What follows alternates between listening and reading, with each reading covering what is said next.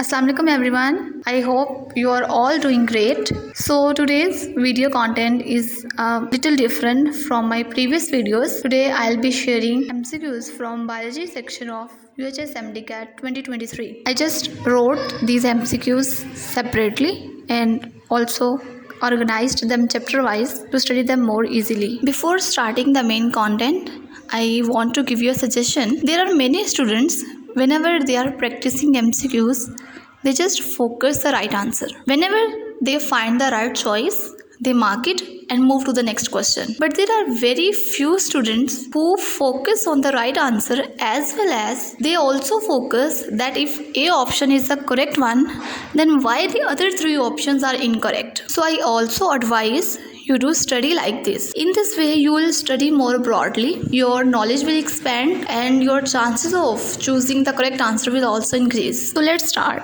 The first MCQ is energy is dash by the breakdown of the complex molecules into simpler ones.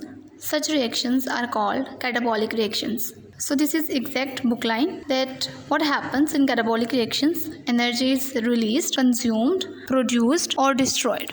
So the correct option is A. Energy is released in catabolic reactions and energy is consumed in anabolic reactions. Next question is dash forms almost 3/4 of the body by weight. Water, protein, carbohydrates, lipids. This is easier one and most of you also know the answer that water forms almost 3/4 of the body by weight and its percentage varies from 65 to 89% in different organisms. The next question is the specific heat of vaporization of water plays an important role in the regulation of heat produced by reduction, oxidation, redox, none. So again this is exact book line. The correct option is B, oxidation. But you need to understand the meaning of this line. First, what is specific heat of vaporization? It is the amount of heat required to change 1 gram of water from liquid to gas. But how it plays role in the regulation of heat produced by oxidation? Okay, so let's understand it. Whenever we eat food, our body starts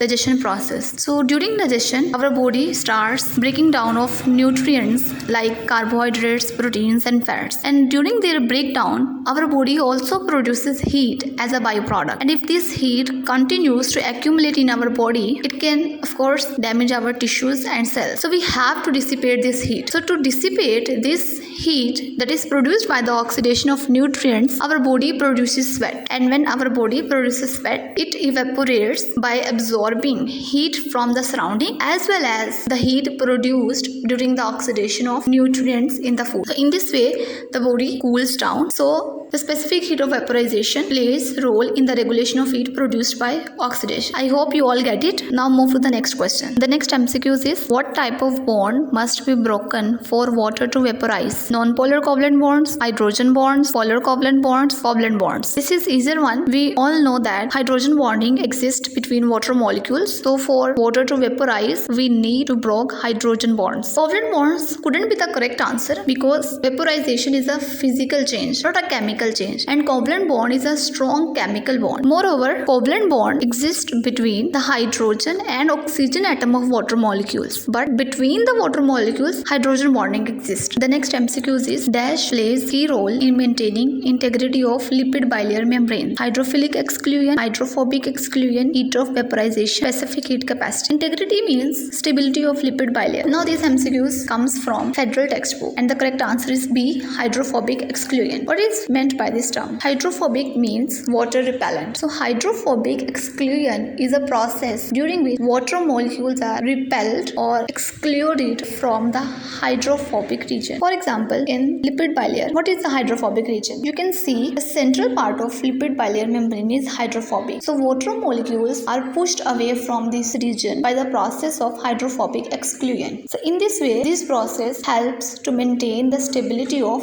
lipid bilayer membrane. Let's understand the other three terms also. The first one is hydrophilic exclusion. Hydrophilic means water loving. So hydrophilic exclusion is the process by which non-polar molecules are kept away from the water molecule. For example, when we put a drop of oil into water, it doesn't get dissolved, but it remains separated by the process of hydrophilic exclusion. The next is heat of vaporization. We have already discussed a similar term, specific heat of vaporization, in the previous MCQs. But there is a difference. Heat of vaporization is a total energy needed to change substance from liquid to gas. But specific heat of vaporization is the energy required to change 1 gram of water from liquid to gas. So in simple words, heat of vaporization is the total energy and specific heat of vaporization is the energy per unit. And the last one is specific heat capacity. Specific heat capacity is simply the amount of heat that we need to raise the temperature of a substance by 1 degree Celsius. The next MCQ is most of the monosaccharides form a ring structure when in solution. For example, ribose will form a 5-cornered ring known as glucopyranose, ribofuranose, glyceraldehyde, acetaldehyde. Again, this is simply book line. Correct option is B, ribofuranose. And you can also take a hint from question that ribo from ribose. So ribofuranose is a 5-cornered ring structure of ribose. Glucopyranose, gluco from glucose. Glucopyranose is a 6-cornered ring structure of glucose. And glyceraldehyde is not a ring structure. It is a straight chain structure of triose. And acetaldehyde, this is also not a ring structure. Next MCQ is which statement is true about regarding both starch and cellulose? They are both polymers of glucose. Yes, this is correct. We know that starch